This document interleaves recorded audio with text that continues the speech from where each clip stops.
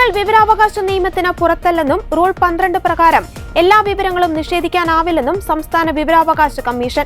ചില കോടതി ജീവനക്കാർ വിവരാവകാശ അപേക്ഷകളെല്ലാം നിഷേധിക്കുന്നുണ്ടെന്നും ജുഡീഷ്യൽ പ്രൊസീഡിംഗ് അല്ലാത്ത ഒരു വിവരവും നിഷേധിക്കാൻ പാടില്ലെന്നും സംസ്ഥാന വിവരാവകാശ commissioner doctor A Abdul Hakeem ഉത്തരവിൽ വ്യക്തമാക്കി. ലഭ്യമല്ല, ബാധകമല്ല, ഇനി വേണ്ട. വിവരാവകാശ അപേക്ഷയിൽ മറുപടികൾക്ക് കൃത്യത വേണമെന്ന് കോടതിയുടെ നിർദ്ദേശം.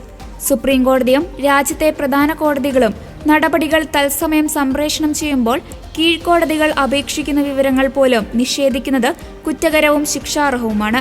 ജുഡീഷ്യൽ ഓഫീസർമാരുടെ പരിഗണനയിൽ ഇരിക്കുന്നതും ജുഡീഷ്യൽ പ്രൊസീഡിംഗ്സും മാത്രമേ RTI പ്രകാരം ലഭിക്കാതുള്ളൂ.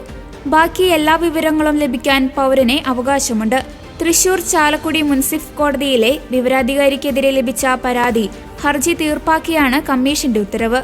മലപ്പുറം ചേലമ്പ്ര ജോസഫ് ജേക്കബ് 2021 ജൂണിലും ജൂലൈയിലും വടക്കാഞ്ചേരി മുൻസിഫ് കോടതിയിൽ നൽകിയ വിവരാവകാശ അപേക്ഷകൾ റൂൾ 12 പ്രകാരം കോടതി വിവരങ്ങൾ പുറത്തു നൽകാൻ കഴിയില്ലെന്ന വിശദീകരണത്തോടെ വിവരാധികാരി അജിത് കുമാർ തള്ളിയിരുന്നു. അജിത് കുമാറിനെതിരെ RTI നിയമം 20 ക്ലോസ് 1 പ്രകാരം ശിക്ഷാ നടപടി സ്വീകരിക്കാനും കമ്മീഷൻ തീരുമാനിച്ചു.